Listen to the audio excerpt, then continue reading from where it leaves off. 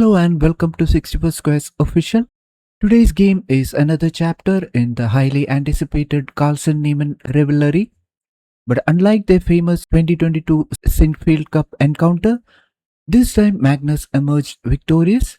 The game was remarkably balanced for a very long time. In fact, after the opening and middle game, there was no clear winner. Carlsen slowly improved his pieces and reached an endgame, and one move changed everything. So now let's jump straight into the game. E4 and E5. Carlsen starts with his most classical first move. Niemann answers symmetrically. Knight to F3 and knight to C6. Bishop to B5. The Ryle opus. Carlsen immediately puts pressure on the knight defending E5. Now A6 attacking the bishop, and bishop goes A4 and knight to F6. Niemann chooses the classical Morphy defense. Carlsen keeps the bishop on A4 E8 diagonal. Now white goes for kingside castling and bishop to E7. Both players complete development and black prepares to castle. Now D3, a quieter version of the Ryle opus. Instead of immediately playing D4, Carlsen protects E4 and keeps the center flexible. Now B5, attacking the bishop, and bishop retreats to B3. Now kingside castling. Niemann gains space on the queen side and castles. Now A4, an important strategic move. Carlsen challenges black's queenside pawn chain before it can become too comfortable. Now bishop to B7. Niemann develops the bishop onto the long diagonal. Bishop to G5. Carlsen pins the knight and increases pressure on the E5 pawn. This is a very Magnus-like choice. Nothing spectacular, but every piece is given a useful job. Now D6, Niemann reinforces E5 and completes the classical structure. Now A takes and A takes. Now rook takes A8. A very interesting exchange. Carlsen gives up his rook for black's rook. Now queen takes A8. Niemann's queen recaptures. The material remains balanced, but the position has been simplified. Now knight to C3 and knight to A5. Niemann attacks the bishop on B3. Now knight takes B5. Carlsen grabs the B5 pawn. This is a nice tactical detail. Now knight takes B3 and C takes B3. Niemann eliminates the knight and damages white's queenside structure.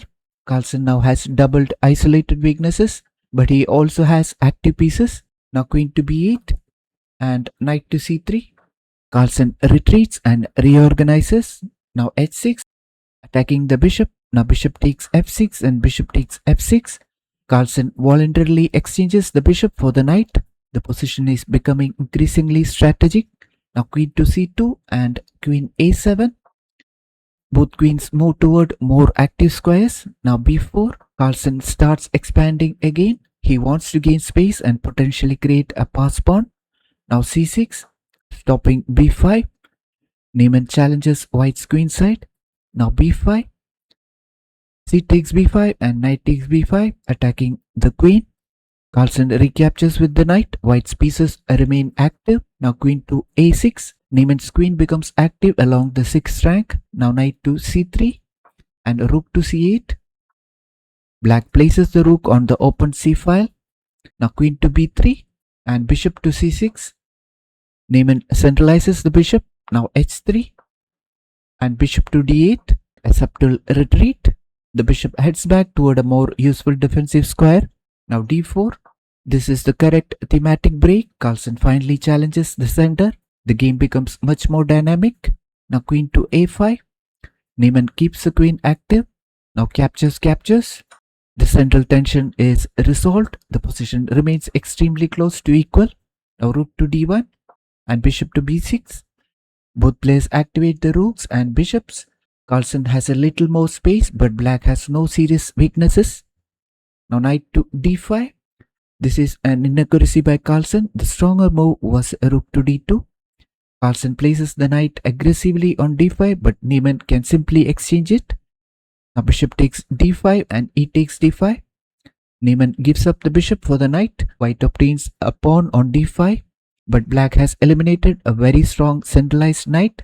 The valuation returns toward equality. Now queen to C5 and rook to F1, protecting the F2 square, and rook to E8. Both sides activate their rooks. Now queen to A4, attacking the rook on e8. Now rook to d8. The rooks become increasingly active. Now knight takes e5. Carlsen takes the e5 pawn. This looks dangerous, but Niemann has a correct response. Now queen takes d5. Black immediately eliminates white's advanced d5 pawn. The position is still essentially balanced. Now knight to f3 and queen to c5. Carlsen retreats. Niemann keeps the queen active. Now queen to e4 and queen to b5, attacking the pawn. Now queen to c2 comes in support and rook to b8. The pieces maneuver, neither player can force anything. Now b3 and bishop to c5. Now rook to b1 and bishop to f8. Niemann's bishop begins a remarkable series of maneuvers. Now queen to e4 and queen to b6, g3 and bishop to c5. Carlsen improves his kingside structure. Now queen to c2 and bishop to b4. Niemann keeps searching for activity. Now king to g2 and queen to b7. Carlsen brings his king closer to the endgame. Now rook to d1 and bishop to f8. The bishop retreats again. Now rook to d3 and rook to c8, attacking the queen. Now rook to c3 and rook b8. The rooks dance around the board. Both players are trying to find a weakness. Now h4 and queen to d5, queen to d3. Carlsen offering a queen exchange. Niemann declines and moves his queen to b7. More queen maneuvering. Queen to c4, rook to e8, queen to c6. Again offering a queen trade. Now queen to b8. Carlsen's queen becomes more active. Now rook to d3 and rook to e6, attacking the queen. Now queen goes d5 and rook to d6, attacking the queen again. Niemann keeps the position defended. Now queen to c4 and rook to f6. Black's rook moves toward the king side. Now rook to e3 and queen to b7, queen to e4 and queen to b5. The queens continue their dance, but Carlsen is making small improvements. Now knight to d4, attacking the queen, at the same time supporting the b3 pawn, and queen to c5, rook to f3 and rook to d6, putting more pressure on the d4 knight. White's pieces are slightly more active. Now queen to e8 and queen d5. Carlsen puts his queen on e8. Now knight to f5, attacking the rook, and rook to d7. The knight becomes active again. Now h5 and rook to b7, attacking the pawn. Carlsen gains more space. Now b4 and the useful pawn push. Now queen to d7.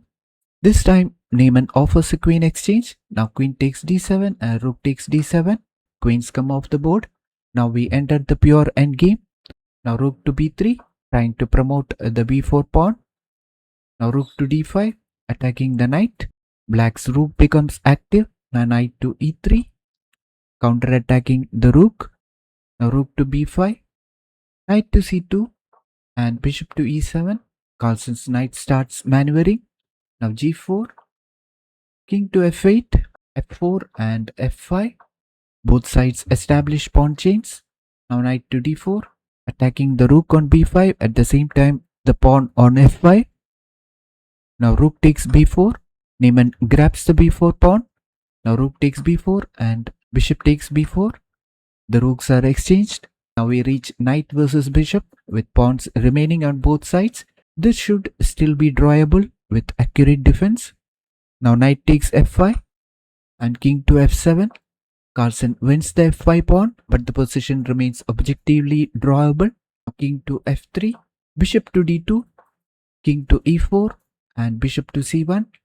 The kings become increasingly important. Carlsen's king marches toward the center. Now knight to d4, bishop to d2, knight to e2 and king f6. Niemann's bishops control important squares. Now knight to d4 and bishop to c1, knight to b3, attacking the bishop, and bishop to b2. The bishop keeps moving between defensive squares. Now knight to c5 and bishop to c1, knight d3, again attacking the bishop, and bishop to d2. The game becomes a battle of maneuvering. Now knight to b2 and bishop to c3, attacking the knight. knight to c4 and bishop to b4. Carlsen keeps probing. Niemann is defending accurately. Now knight to e3 and bishop to d2. Knight to d5 check and king to f7. Carlsen forces the king back. Now king to f5, a very strong king move. The king enters the 5th rank. Carlsen is now making progress, but black can still hold. Now bishop to c1 and knight to b6 and bishop to a3. This is a blunder by Niemann. This is the move that loses the game. The engine evaluation jumps from roughly 0.5 to plus 7.6. The correct defense was king to f8. The king needed to remain on the defensive side and keep the position under control. Instead, bishop to a3 allows Carlsen king and knight to penetrate. Now knight to c4, attacking the bishop. Carlsen immediately exploits the bishop's misplaced position. Now bishop goes c1. Niemann tries to reorganize, but the damage is already done. Now knight to e5 check. Carlsen's knight controls crucial squares and drives the king away. Now king to g8. Black king is forced away. Now knight to d3, attacking the bishop. Bishop goes d2. The bishop tries to maintain control. Now king to g6. This is the key move. Carlsen's king reaches g6. Now white's king is simply too powerful. Now king to f8 and f5. Carlsen advances the pawn. The position is now completely winning for white. Now bishop to c3 and knight to f4. King to g8. The knight controls important escape squares. Now knight to d5, attacking the bishop. Bishop goes d2 and f6. The pass pawn becomes extremely dangerous. G takes f6. Niemann is forced to give up the g pawn. Now knight takes f6 with a check. Carlsen's knight captures. Now the white king, knight and pawn completely dominate the position. Now king goes h8. Black's king is trapped near the corner. Now knight to e4, again attacking the bishop. Now bishop goes f4 and knight to c5. Carlsen makes the final consolidating move and Niemann resigns the game. Now let's see what did Niemann missed. The entire game comes down to one enormous endgame mistake, that is bishop to a3. This was the decisive blunder. Niemann should have played a king to f8. The king had to stay close enough to control the critical squares. After bishop to a3, Carlsen's king gained access to g6 square and the knight became too powerful. The lesson is extremely important. In minor piece endgames, one tempo can completely change the evaluation. Niemann had defended for more than 80 moves and was very close to holding the draw, and one inaccurate bishop move threw it all away. Now let's see what Carlsen missed. Carlsen played the critical winning phase very well, but there was one important moment earlier. Knight to d5, but the stronger move was a rook to d2. Carlsen allowed Niemann to exchange the centralized knight. That gave black an easier defensive setup and the evaluation dropped back to equality. So Carlsen himself did not play a flawless game, but the crucial difference was Carlsen kept asking questions. He did not force the position prematurely. He improved his king, activated the knight, created pawn weaknesses and waited. When Niemann finally made the decisive mistake, Magnus was ready to punish it immediately. Now let's see the biggest lesson from this game. This was not a spectacular tactical victory. It was a Carlsen-style grind. For 80 moves, the position stayed incredibly close. Then Carlsen's superior endgame technique created one final test. Niemann had to find king to f8. Instead, he played bishop to a3 and suddenly the evaluation exploded. Carlsen's response was immediate. He played knight to c4, followed by knight to e5 check, king to g6 and f6. The final position demonstrates the power of king activity, knight coordination and a pass pawn. The most impressive thing about Magnus here was not a brilliant combination, it was his patience. He kept playing, kept improving his king and knight, and kept creating problems until Niemann finally cracked. That is classic Magnus Carlsen endgame pressure. If you enjoyed this complete move-by-move analysis of Magnus Carlsen versus Hans Niemann, don't forget to like the video, subscribe to 64 Squares Official, and turn on notifications for more Grandmaster games, chess analysis, tactics, strategy, and endgame lessons. Thanks for watching, and I'll see you in the next game.